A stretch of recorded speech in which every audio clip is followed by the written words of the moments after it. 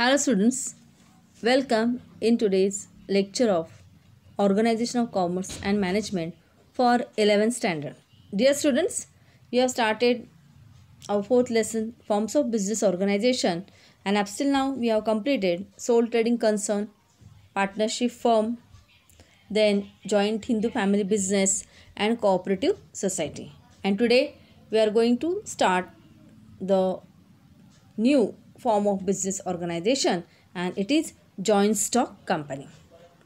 It is very important to learn about the joint stock company because you may have heard about the Reliance Industries Limited, Tata Steel Limited, or Steel Authority of India Limited, or Maruti Udyog Limited. Then question arises, who are the owners of such large organization? Such organization spread all over the world. Then how they are formed and managed. Okay, so all these questions arise in our mind when we observe so many companies around us. And from today's lecture, I hope you will get all the answers of this question. See, after Industrial Revolution, there were drastic change in traditional form of business. In this period, a new form was introduced which is named as joint stock company. It required more capital and other resources than sole trading concern or partnership firm. Now, we are going to learn the meaning, definition and features of joint stock company in today's video. See, the first meaning. A joint stock company is a voluntary association of persons who generally contribute capital. The total capital of joint stock company is known as share capital. It is divided into small units and it is known as shares. Every member holds some shares.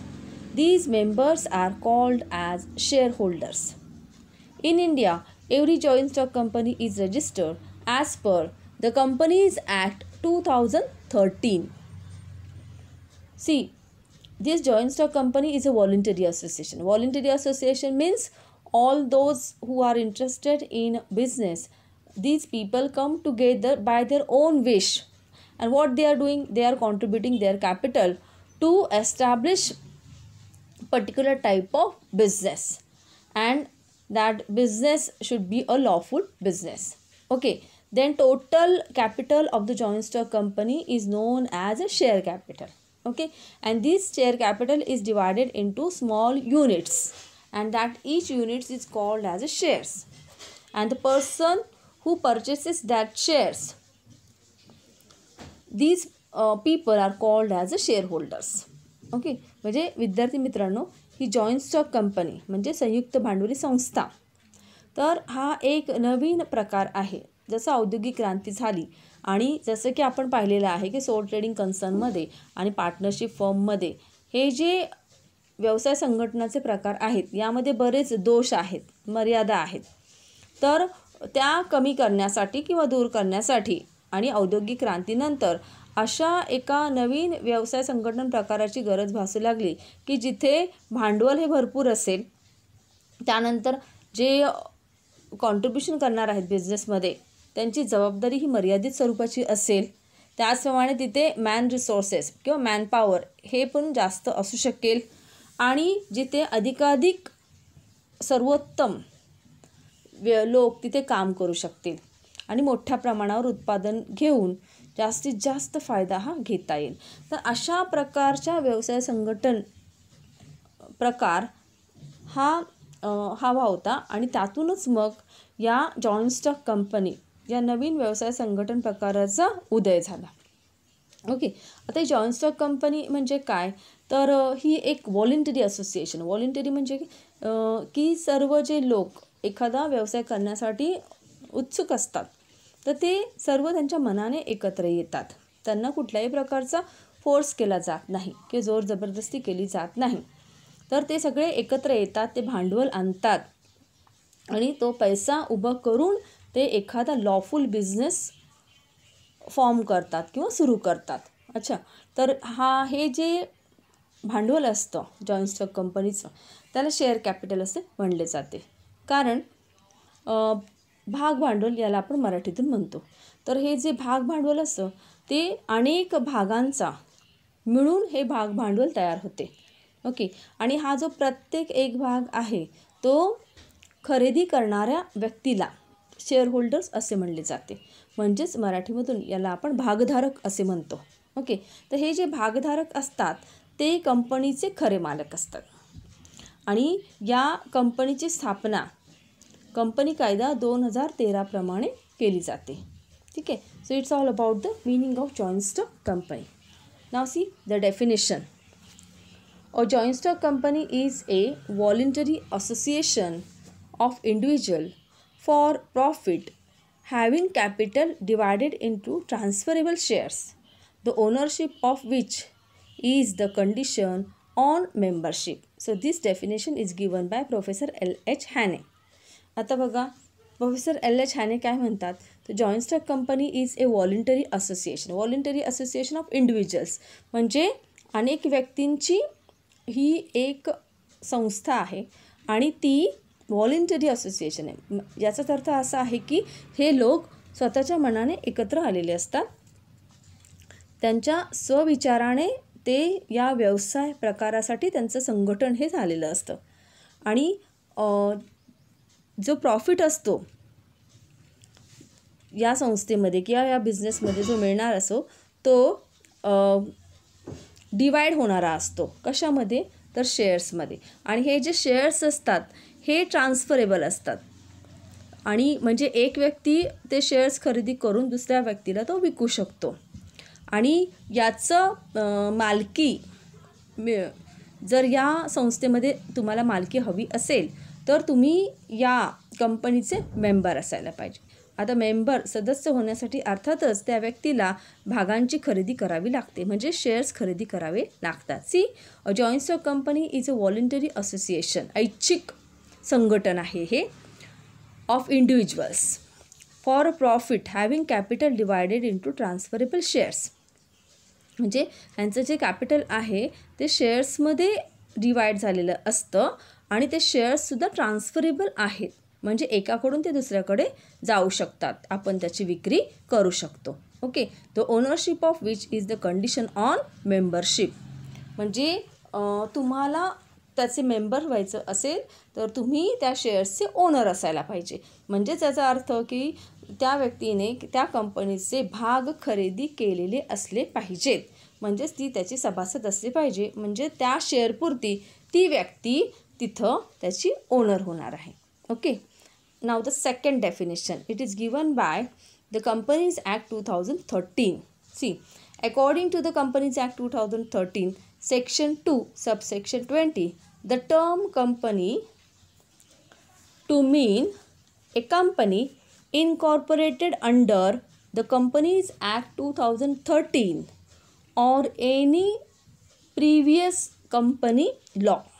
It's a very simple definition की कोणतीही company जी company कायदा 2013 under ज्याची registration झालेलं आहे ती म्हणजे company, किंवा याच्यापूर्वीचा जो कंपनी लॉ होता त्या अंतर्गत एखाद्या संस्थेची स्थापना झाली असेल तर ती कंपनी म्हणून ओळखली जाते. See, any a company incorporated under the companies act 2013 or any previous law, म्हणजे आधीचा जो कंपनी कायदा होता त्याच्या अंडर जरी एखाद्या कंपनीचं रजिस्ट्रेशन झालेलं असेल तर ती म्हणजे कंपनी म्हणून ओळखली जाते. Both the definitions are very simple and do it very well because it is very important for the long answer question. Now see the features of joint stock company. Many features are there of joint stock company. Near about 11 are there. The first is voluntary association, the second one is registration, third is registered office, fourth one is artificial legal person, Then fifth is separate legal status. Sixth one is common seal. Seventh is limited capital. Eighth is transferability of share. Ninth is separation of ownership and management. 10th one is perpetual succession, and last is membership. So all these are the features of joint stock company. These features are very important for the long answer question. Now we will discuss all the features in detail one by one. Now see the first one, voluntary association. A person of any caste, religion can become the member of joint stock company. There is no restriction regarding number of shares purchased by one person. See, after the death, shares of any shareholder are transferred to his nominees. There is no restriction on transfer of shares. आता voluntary association म्हणजे काय, तर ही एक ऐच्छिक संघटना आहे. कोणत्याही जाती धर्माची व्यक्ती जॉईंट स्टॉक कंपनीची मेंबर होऊ शकते. ओके, आणि एखाद्या व्यक्तीने किती शेअर्स खरेदी करावे याला कोणत्याही प्रकारचे रेस्ट्रिक्शन नाही, कोणत्याही प्रकारची मर्यादा नाही. आणि समजा एखाद्या सदस्याचा दुर्दैवाने मृत्यू झाला, ओके, तर त्याचे जे शेअर्स आहेत ते त्याच्या नॉमिनीच्या नावावरती ट्रान्सफर होतात. Okay, so there is no restriction on transfer of shares. तर अशा पद्धतीने पूर्णपणे स्वातंत्र्य हे त्या सभासदाला दिलेलं आहे, त्या मेंबरला दिलेलं आहे की कोणतीही व्यक्ती समाजातील ज्याला या बिझनेसमध्ये इंटरेस्ट आहे, ज्याला गुंतवणूक करायची आहे, अशी कोणतीही व्यक्ती कंपनीची सभासद होऊ शकते शेअर्सची खरेदी करून. So it is sed voluntary association. Now the second is registration. See, according to the Companies Act 2013, registration of joint stock company is compulsory. Okay, see here, a certificate of registration issued to the company after registration. A private company can immediately start its business after getting incorporation certificate, but a public limited company must obtain certificate of commencement of business from the registrar. म्हणजे कोणत्याही संयुक्त भांडवली संस्थेचे कंपनीचं नोंदणी होणं हे खूप महत्त्वाचं आहे, किंवा याला आपण म्हणू की ते अनिवार्य आहे, सक्तीचं आहे, कंपल्सरी आहे. नोंदणी झाल्याशिवाय कोणतीही कंपनी आपला व्यवसाय सुरू करू शकत नाही. Okay, a certificate of registration is issued to the company after registration. म्हणजे कंपनीची नोंदणी झाल्यावर कंपनीला नोंदणी प्रमाणपत्र मिळतं, सर्टिफिकेट ऑफ रजिस्ट्रेशन मिळतं. आता यामध्ये सुद्धा जी प्रायव्हेट लिमिटेड कंपनी आहे ती आपला व्यवसाय लगेचच सुरू करू शकते. केव्हा, तर ज्यावेळी कंपनीला इनकॉर्पोरेशन सर्टिफिकेट मिळतं.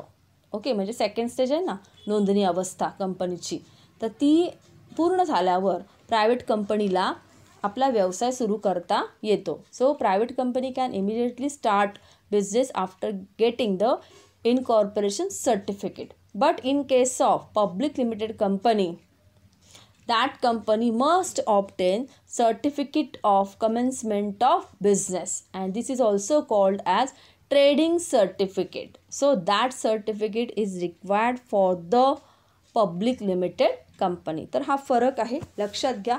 पब्लिक लिमिटेडला certificate of commencement of business हे मिळाल्यानंतरच ती कंपनी आपला व्यवसाय खऱ्या अर्थाने सुरू करू शकते, आणि जी प्रायव्हेट कंपनी आहे तिला इनकॉर्पोरेशन सर्टिफिकेट मिळाल्यानंतर लगेचच ती आपला व्यवसाय सुरू करू शकते. तर हा बेसिक याच्यामधला डिफरन्स आहे.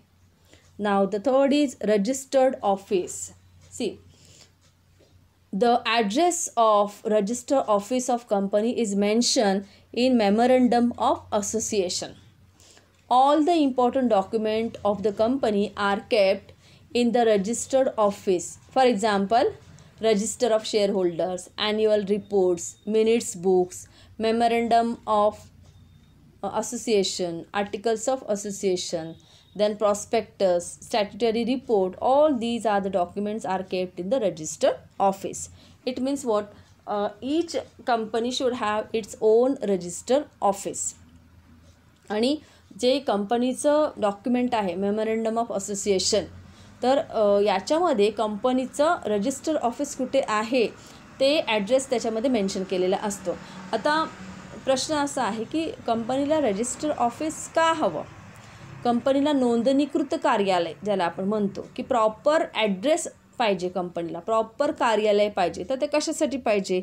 अर्थातच कंपनीला वेगवेगळ्या लोकांशी संपर्क साधायचा असतो, जसे शेअरहोल्डर्स आहेत, गव्हर्मेंट ऑफिसर्स आहेत, रजिस्ट्रार आहे, देन शेअरहोल्डर्स आहेत, इन्व्हेस्टर्स आहेत, डायरेक्टर्स आहेत, त्याचप्रमाणे वेगवेगळे बाहेरचे फॉरेनचे सुद्धा इन्व्हेस्टर्स असतात.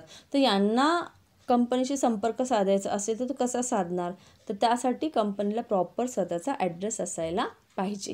प्लस कंपनीचे वेगवेगळे डॉक्युमेंट्स आहेत, लाईक ॲन्युअल रिपोर्ट्स आहे, मिनिट बुक्स आहे, memorandum of association, articles of association, prospectus, हे सगळे जे महत्त्वाचे डॉक्युमेंट आहे ते कुठे ठेवायचे? मग त्यासाठी सुद्धा कंपनीला स्वतःचं ऑफिस असायला पाहिजे. So each joint stock company should have its own registered office so that all the connected people can reach to the office or they can have the communication with the register office. Okay, now the next, fourth one is artificial legal person. A company is an artificial legal person created by law. It can enter into contract with third parties after registration. For example, it can buy or sell asset, borrow money, open an account in a bank, etc. Therefore, only law can create joint stock company and only law can wind up it. म्हणजे company ही एक artificial legal person आहे, म्हणजे कृत्रिम कायदेशीर व्यक्ती आहे company ही. आता मुळातच कंपनीची निर्मिती ही कायद्यामुळे झालेली आहे आणि तिला वेगळं अस्तित्व प्राप्त झालेलं आहे. त्यामुळे जी कंपनी आहे ती थर्ड पार्टीबरोबर कॉन्ट्रॅक्ट करू शकते, त्याचप्रमाणे स्वतःच्या नावाने प्रॉपर्टी खरेदी करू शकते, विकू शकते किंवा कर्ज घेऊ शकते, त्याचप्रमाणे बँकेमध्ये अकाउंट ओपन करू शकते. ओके, आणि त्यामुळे कंपनीला एक कायद्याने निर्माण केलेली कृत्रिम व्यक्ती आहे असं म्हणतात. ओके, आणि कंपनी तेव्हाच बंद होऊ शकते जेव्हा पूर्ण कायदेशीर कारवाईही केली जाते. म्हणजे कंपनीची निर्मिती आणि कंपनीला बंद करणे किंवा कंपनीचा बिझनेस स्टॉप करणे हे दोन्ही वेळी पूर्णपणे कायद्याचं पालन हे केलं जातं. Okay, now the next, common seal. See, a company is an artificial person. It does not have a physical existence like a human being. Therefore, it is necessary to make provision for the signature of the company. Every joint stock company has a common seal. It is used as a signature of joint stock company. A seal has the name of the company engraved on it. It is considered as the important property of the company. Therefore, a seal is kept in the custody of company secretary. A seal is affixed on all important documents of the company, but the document must be signed by a company secretary and by minimum 2 directors. आता common seal म्हणजे काय?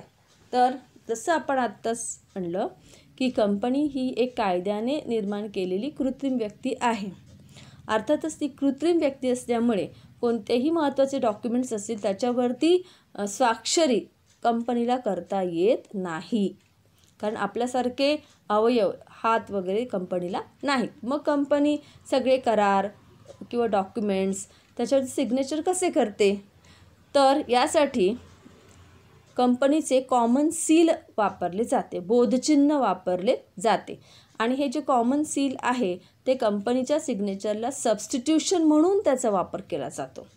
As you know that company is not a natural person, so it does not have the hands to do the signature on all the important document of the company. So the common seal is used as substitute to the signature of the joint stock company. आता हे एक rubber stamp असतो आणि त्याच्यावरती कंपनीचं नाव कोरलेलं असतं किंवा बोधचिन्ह असतं आणि मग त्याचा वापर सगळ्या महत्त्वाच्या कागदपत्रांवरती केला जातो. आणि अर्थातच ती महत्त्वाची प्रॉपर्टी असल्यामुळे ती कंपनीचं जो सेक्रेटरी आहे त्याच्या कस्टडीमध्ये हा कॉमन सील असतो. ओके, आणि सर्वच महत्त्वाच्या डॉक्युमेंटवरती हा उमटवला जातो. पण नुसतं कॉमन सीलच तिथं पुरेसं आहे असे नाही, तर त्यावेळी त्या पेपरवरती कंपनी सेक्रेटरी आणि कमीत कमी 2 डायरेक्टर्सच्या पण सिग्नेचर प्रत्येक पेपरवरती लागतात, तेव्हा त्या कागदपत्राला महत्त्व प्राप्त होते. Okay, so common seal is very important property of the joint stock company because it is use as a substitute to the signature of the joint stock company. Now the next is separate legal status. See, there is a separate legal status to the joint stock company as it is registered under the Companies Act 2013.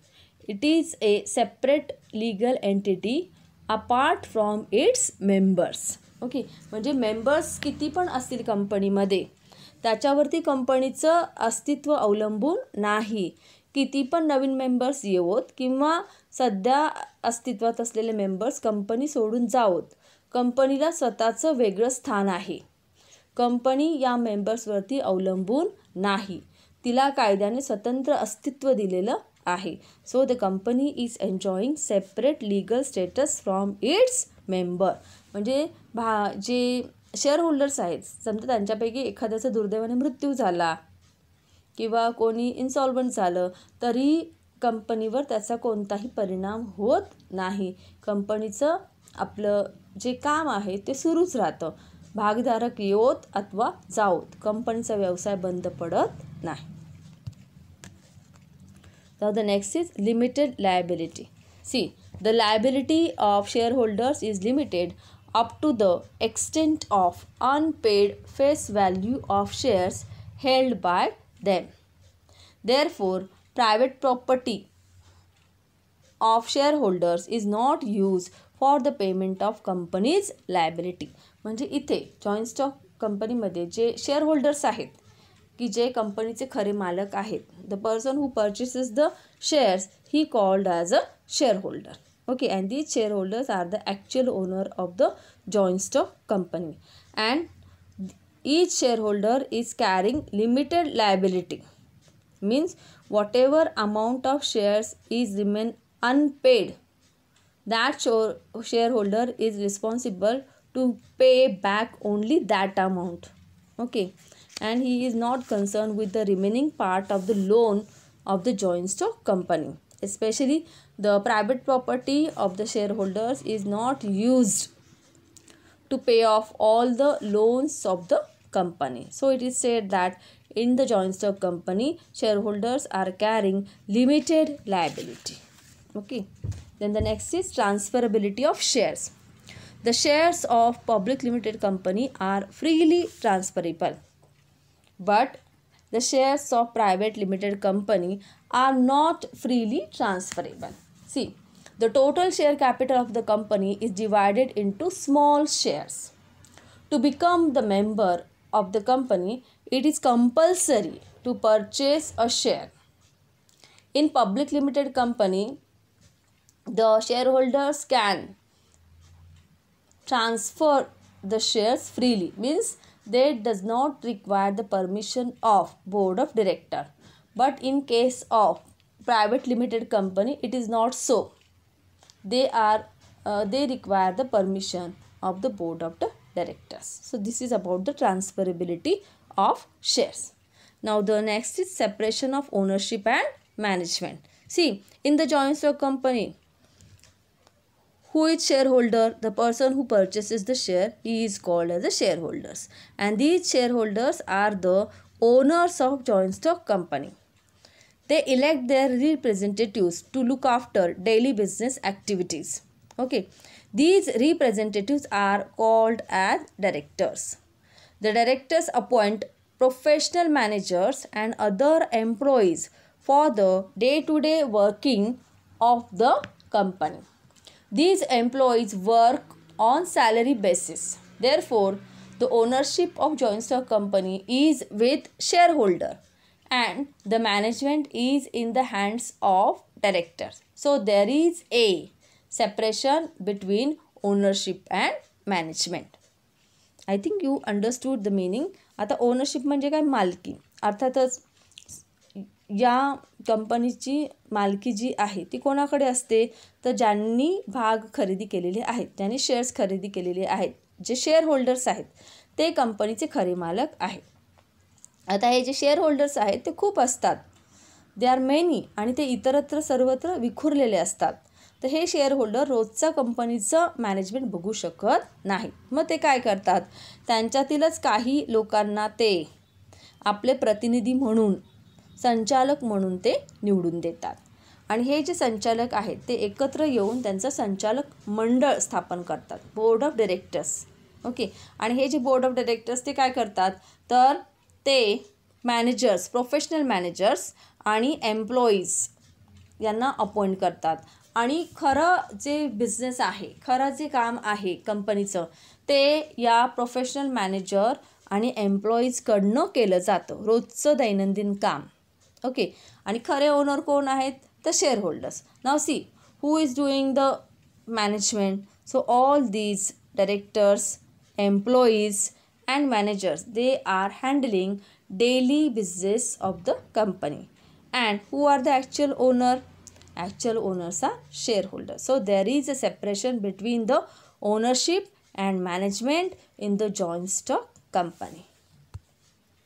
Now the next is 10th one is perpetual succession. Company has a separate legal existence. Its existence does not depend upon its member. See, the death, retirement, insanity, insolvency or of any member or employee does not affect the existence of the company. So, joint stock company enjoys perpetual succession, continuous life. म्हणजे joint stock कंपनीचं अस्तित्व या शेअरहोल्डर्सवरती अवलंबून नाही. इथे खूप members असू शकतात आणि जॉईंट स्टॉक कंपनीची स्वतंत्र कायदेशीररित्या नोंदणी झाल्यामुळे जॉईंट स्टॉक कंपनीला स्वतंत्र कायदेशीर अस्तित्व प्राप्त झालेले आहे तिच्या भागधारकांपासून. समजा दुर्दैवाने एखाद्या भागधारकाचा मृत्यू झाला किंवा एखादा भागधारक रिटायर झाला किंवा इन्सान झाला किंवा दिवाळखोर झाला, तरीसुद्धा संयुक्त भांडवली संस्थेचे कंपनीवरती त्याचा कुठलाही विपरीत परिणाम हा होत नाही. कंपनीचा व्यवसाय हा चालूच राहतो. कोण्या भागधारकाच्या येण्यामुळे किंवा जाण्यामुळे कंपनीवर कोणताही वाईट परिणाम हा होत नाही. कंपनी आपला व्यवसाय हा करतच राहते. म्हणून असे म्हणतात की company enjoys a continuous life और company is having the perpetual succession. Okay. Now the last point is about the membership. See, in public limited company, minimum number of members are 7 and no limitation on the maximum number. And in private limited company, minimum number of members are 2 and maximum are 200. See, as per Companies Act 2013. So every shareholder is a co-owner of joint stock company. आता इथे exact आपल्याला संख्या दिसते की सभासद संख्या किती असते. आता पहिली आहे की पब्लिक लिमिटेड कंपनी म्हणजे सार्वजनिक कंपनी. यामध्ये कमीत कमी 7 सदस्य पाहिजेत आणि जास्तीचे सदस्य किती असावेत याच्यावरती कोणतीही मर्यादा नाही. I am repeating again. minimum 7 members are required and there is no limitation on the maximum number. आता खाजगी कंपनीच्या बाबतीमध्ये बघूया. खाजगी कंपनीमध्ये कमीत कमी 2 व्यक्तींची आवश्यकता असते. 2 persons are required minimum and maximum number is 200 आणि जास्तीत जास्त 200 लोक येथे मेंबर म्हणून या कंपनीचे होऊ शकतात. तर अशा प्रकारे ही सभासद संख्या आहे. Remember it very well because always the questions are asked for objective type question and it is very important to remember all these exact figure. In case of public limited company, minimum number is 7, no any restriction on maximum number, and in case of private limited company, minimum 2 members are required and maximum is 200. So in both the minimum and maximum 2 number is there, so it is easy to remember. Okay, so remember all these features of corporate these joint stock company because it is very important topic for exam point of view. Just go through the features of joint stock company. It is a voluntary association. Registration is compulsory. Then each joint stock company should have its own register office and the address of that office should be mentioned in memorandum of association. Then it is a artificial legal person, means that special existence is given to the joint stock company. Then it is a separate legal status, it's having the separate legal status from its member. Then company is using the common seal as a substitute to its own signature because company is an artificial person, it cannot do the signature on the paper, so it is using the common seal. Then limited liability, each person or each member is liable to give only unpaid amount of the shares. Okay, so his personal property is not used for the payment of company's liability. Then shares are transferable in case of joint stock company, means in case of public limited company they are freely transferable, but in case of private limited company they are not freely transferable. Then the next feature is separation of ownership and management. Yes, there is separation of ownership and management in joint stock company. Just ask the question, who are the owners? Yes, shareholders are the actual owners of the joint stock company, but they are many in numbers and scattered here and there. So what the shareholders are doing, they are electing some representatives among themselves, and these representatives are called as the directors, and then they are forming the board of directors, and these board of directors are appointing professional managers and employees. With the help of these people, the board of director is handling all the day-to-day business of the joint stock company. So there is a separation of ownership and management in joint stock company. Then the next is perpetual succession. Yes, the death, retirement or any other incident regarding the member does not affect the life of the joint stock company. And the last one is membership. Remember this very well. In case of public limited company, minimum 7 members are required, no limit on upper limit. And in case of private limited company, minimum 2 members are required and maximum number is 200. So dear students, all this is about the joint stock company. I hope today you have understood the meaning, definition and features of joint stock company. In our next lecture, we will start the next new point regarding the joint stock company. Till then, take care, be happy and goodbye students. Thank you.